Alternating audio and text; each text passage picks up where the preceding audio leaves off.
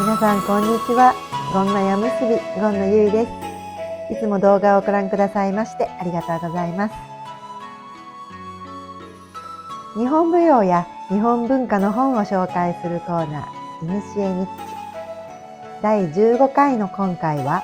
次回、次次回と合わせて日本舞踊家竹原範さんの本をご紹介します。美しい舞姿に憧れを抱いた方も多いのではないでしょうか。私もその一人です。映像の中の佇まいに息を飲み、何度も何度もビデオを巻き戻して見とれました。ハンさんの舞台を実際に見た知人は、ハンさんの舞はまさに空だったと話していました。また、私自身が地唄袖の露をお稽古したときに、私の師匠の師匠がハンさんから直伝で学んだ振り付けだと聞いて、その息遣いを思い浮かべながらワクワクした覚えがあります。さて、竹原ハンさんといえば、鏡を大狂人様と呼んで大きな鏡に姿を映して一人稽古をされたことがよく知られています。以前に鏡を見ての稽古は良くないという考え方の本をご紹介したことがありましたが、それとはまた違っていて、稽古の形は人それぞれなのだなと改めて思います。また、芸は一代という言葉を残して、弟子をあまり取らなかったことでも有名ですね。私も憧れの人の考え方を知りたくて、著書をいくつも拝見しました。で、ざっとうちの中を探してみましたら、こういうふうな本がありましたね。こういう写真集、大きな本写真集なんですけども、写真をメインにしたものや、対談集、そして、これは随筆集ですね、お版。そう、ご自身による著書のものは、随筆や俳句のものが中心で、特に舞踊そのものを論じるというよりも、日々に感じたことを静かに綴られています。お人柄を知りたい方には、ぜひ手に取っていただきたいですね。特にこちらがお版で、こちら、この竹原範一代。この本が私が一番初めに買った本なんですけども、お版の中に書かれている随筆などを再編集したもので、こちらにはちょっと俳句などもね、たくさん入っているような感じで、新しい本になるので、文章は読みやすく、こちらの方が読みやすくなってます。私はですね、この随筆の中で、お参りで御嶽山に登られて、その際に日の物立ちをしたっていうお話がありまして、その話がとっても印象に残っています。他にもたくさん、昔の情緒を感じられる随筆が多いので、よろしければぜひご覧ください。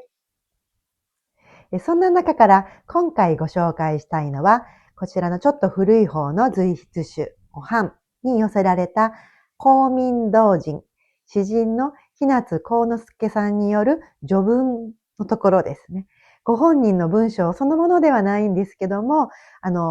ハンさんの考え方などもよく伝わる印象に残る文章なのでご紹介したいと思います。それでは、ちょっと、文語体で書かれていますので、口語体に訳したもので、紹介していきますね。それでは行ってみましょう。公民同人の序より。ある日、ハンさんがこう語られたと言います。私たちのような舞踊の芸というものは、どれほど写真や映画に映し出されようとも、あの夜の舞台の厳しくも張り詰めた空気の陰影まではとても伝えきれないのです。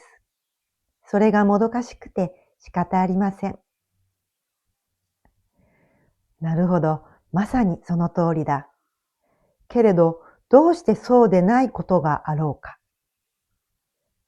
もしもその場にほんの一人でも二人でも深い感受性と確かな目を持った人がいたなら、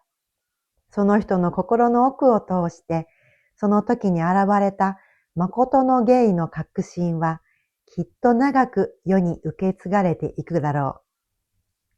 う。東西を問わず、芸の歴史に名を残した名人たちの芸の本当の心は、時を超えてなお、気高く生き続け、決して滅びてはいない。それがその証なのだ。とはいえ、これだけの説明では、まだどこか心の中に言い足りない思いが残るかもしれない。そこで公民同人はハンさんにこう返します。おハンさん、どうかお聞きください。誠にこの儚い夢のような世の中で、一瞬の舞台のきらめきに限って、美しく、潔く、まるで宇宙の彼方の雲のように消え去っていく、その巧みな芸こそ、私たち芸の道に生きる者の堅くなで、孤独な心にとって、この上なく美しく満たされた思いを抱かせてくれる、たった一つの形なのです。私たち詩や文章に生きる者は、筆を舐めるようにして苦心しているけれど、上には文化行政を司る役人がいて、下には大衆におもねる者たちがそれに迎合し、勝手気ままに文字をねじ曲げ、金遣いを歪め、まるで言葉の手足をもぎ取り、体を引き裂くようなことをしている。ああ、泣く子も大衆の殿下も、どれほど悲しんでも、到底追いつかないほどの嘆かわしいことだ。今、ハンさんが筆を手に取り、私たち風雅の世界に加わってくださった。その人に会えば、生まれつきの上品さと、髪型の女性らしい柔らかな言葉遣いがあふれ、すぐにその才気と志の大きさが感じられる。舞台の上の姿を眺めれば、恋する女のようにそそとして、おのずと漂うたおやかさに思わず見とれてしまう。一歩退いてその文章を読めば、まるで18の娘が机に向かい、一心に学び励んでいるようで、いじらしくもあり、頼もしくもあり、実に感銘が深い。ある晩、ある客人がいて、ハンさんの雪の地歌舞を見たとき、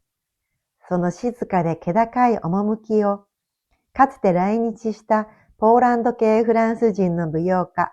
サカロフの見事な踊りになぞらえたという。だが私は、田舎侍のような古風な人間ゆえに、その比喩が本当かどうかは正直わからない。古きを尊び、今を癒しむのは、創始の時代以来、東西を問わず学者というものの常であり、また戦後になってからは西洋を尊び、東洋を軽んじるのが町の文士たちの習わしとなっている。けれど、この世の人の手によって生み出される良きもの、良き芸の真の心は、東の風であれ、西の風俗であれ、本来そこに深い違いなどないはずなのだ。これをもって序の言葉といたします。はい、素晴らしい文章ですね。実際の文化題はもっと格調が高くて詩のように響きます。ぜひ原文を手に取ってご覧いただきたいところです。この言葉を読んで思い出したのは、九代目坂東三五郎さんが18代目勘三郎さんのお葬式でおっしゃっていた、肉体の芸術って辛いね。死んだら何にも残らないんだもんなっていう言葉です。今でもテレビで見たその時の三五郎さんの眼差しが脳裏に焼き付いています。また、フラメンコダンサー長峰靖子さんの著書に寄せられた作家五木ひろゆきさんの文章にも似たようなことが書かれていました。踊りとは瞬間に消えていくものである。そんな花火のような一瞬の表現に全情熱をかけて踊っている人間たちのなんと悲しく、なんと美しく、なんと魅力的なことか。今回ご紹介した文章も考えさせられることが多く、また舞踊をする人間にとっての励みになるような文章だと感じました。皆さんはどう思われましたか？さて、次回は私の履歴書から徳島の少女がどのようにして日本舞踊家竹原藩になっていったのか、その原点をたどってみたいと思います。どうぞお楽しみに。ありがとうございました。